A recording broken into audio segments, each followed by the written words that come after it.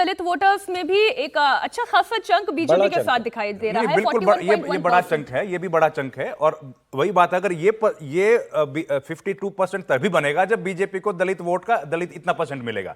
लेकिन इसकी भी देखिए, फिर तो आम आदमी पार्टी का तो पूरा प्लान ही खत्म हो गया। उनका जो पूरा पॉलिटिक्स है वो तो दलित वोटर पे और मुस्लिम वोटर्स पे सबसे ज्यादा है, और उसके अलावा उनके पास क्या है, उसके अलावा झुग्गी झोपड़ी का वोट है। अगर वो नहीं मिला, दलित वोट इतना 50-50 भी हो गया, तो भी आम आदमी पार्टी की तो हारने की संभावना बढ़ जाएगी। दो वोटर आप शायद मिस कर रहे हैं कि मिडिल क्लास में जो इन्होंने सहयोग करके सहायता जो उन्होंने दिया, और कहिए कि रेवड़ी जो बांटा, तो मिडिल क्लास का एक बड़ा वर्ग इनके साथ जुड़ा था। दूसरे महिलाएं जो आम आदमी पार्टी के साथ, और जब इन्होंने फ्री बस सेवा दिया था तो काफी हद तक वो उनके साथ जुड़ी थी। और अभी भी बात कीजिए तो कथित हिस्से में हम खुश हैं, लेकिन हमारे जो क्षेत्र में या हमारे जो मोहल्ले में जो समस्याएं हैं और आम आदमी पार्टी इसको दूर नहीं करे, उससे मेरी नाराजगी बढ़ी है। यही कारण था कि भारतीय जनता पार्टी ने उनके रेवड़ियों के साथ अपने रेवड़ी को जोड़ते हुए बात किया। ये नहीं उसने इस बार तो मैनिफेस्टो में भी डुप्लीकेसी दिखाई दे रही थी, एक से दूसरा, दूसरे से तीसरा मैनिफेस्टो, बस लग रहा था ऊपर नाम बदल दिया गया है। इसी बीच एक बड़ी खबर आ रही है, संदीप दीक्षित ने बड़ा बयान दिया है। अरविंद केजरीवाल की सरकार फिर से बन सकती है, ये कहना है संदीप दीक्षित का। उन्होंने कहा फ्री बिजली, पानी और पैसे में लोगों को दिलचस्पी थी। अब सोचिए, संदीप दीक्षित ये कह रहे हैं। शाम से लेकर अभी तक में इनका दूसरा बयान है। शाम को उन्होंने दिया था कि इस बार लग रहा है कि भारतीय जनता पार्टी सरकार बनाएगी। अब से थोड़ी देर में संदीप दीक्षित का पूरा इंटरव्यू हम आपके सामने रखने जा रहे हैं। संदीप दीक्षित जो कि खुद नई दिल्ली विधानसभा सीट से बड़ी मजबूती के साथ चुनाव लड़ रहे हैं, और वो ये जानते हैं कि दिल्ली की हकीकत क्या है। क्यों? क्योंकि उनके पीछे की एक पॉलिटिकल लेगेसी भी है। उन्होंने भी चुनाव को, जमीन को बड़े अच्छे से समझा है। वो ये जानते हैं कि ये जो फ्री वाली पॉलिसी है वो किस तरीके से ऑन ग्राउंड काम करती है। अगर कांग्रेस का नेता रविंद्र जी ये कह रहा है कि आम आदमी पार्टी की जीत होने जा रही है, ये बहुत बड़ा इशारा है। नहीं, बिल्कुल ठीक बात है आपकी।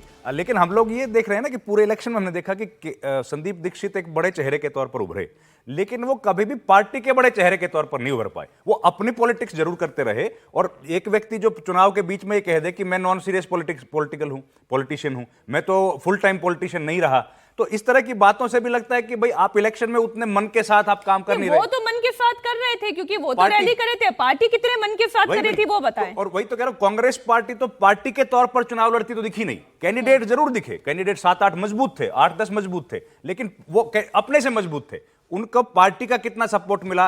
पार्टी ने, देखिए राहुल गांधी की, नहीं, बड़ा स्ट्रेट सवाल मेरा यह है विक्रांत जी कि क्या कांग्रेस पार्टी ने होप खो दी है? दिल्ली में पूरी तरीके से होप खो दी है। देखिए, कांग्रेस की कोई होप नहीं थी, और कांग्रेस के नेताओं को भी पता कि उनकी कोई होप नहीं है। आप किसी भी कांग्रेस के नेता जो इस काम में, चुनावी काम में डटे हुए थे, उनसे आप बात करेंगे, वो आपको एकदम क्लियर बता रहे हैं। क्योंकि कांग्रेस सिर्फ 6-7 सीटों पर चुनाव लड़ रही थी, और वो उम्मीदवार चुनाव लड़ रहे थे। कांग्रेस पार्टी चुनाव नहीं लड़ रही थी।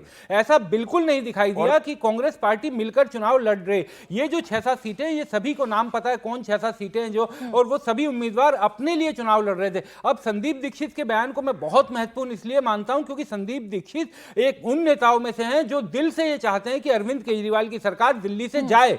वो कांग्रेस के उन गिने चुने नेताओं में से एक हैं कि वो जो ये चाहते हैं कि भले ही बीजेपी इस बार जीत जाए, लेकिन अरविंद केजरीवाल की विदाई होनी चाहिए। लेकिन मैं तभी कह रहा हूं कि अरविंद केजरीवाल के 3 बहुत बड़े वोट बैंक हैं।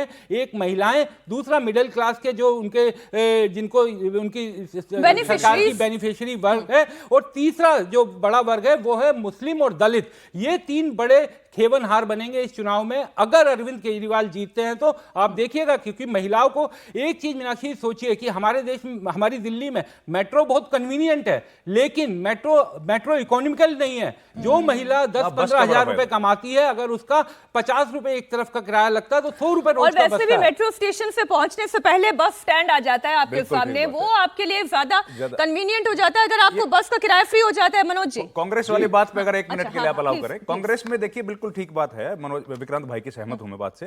कांग्रेस ने कांग्रेस के तौर पर चुनाव नहीं लड़ा, ना कांग्रेस की दिल्ली यूनिट ने चुनाव लड़ा।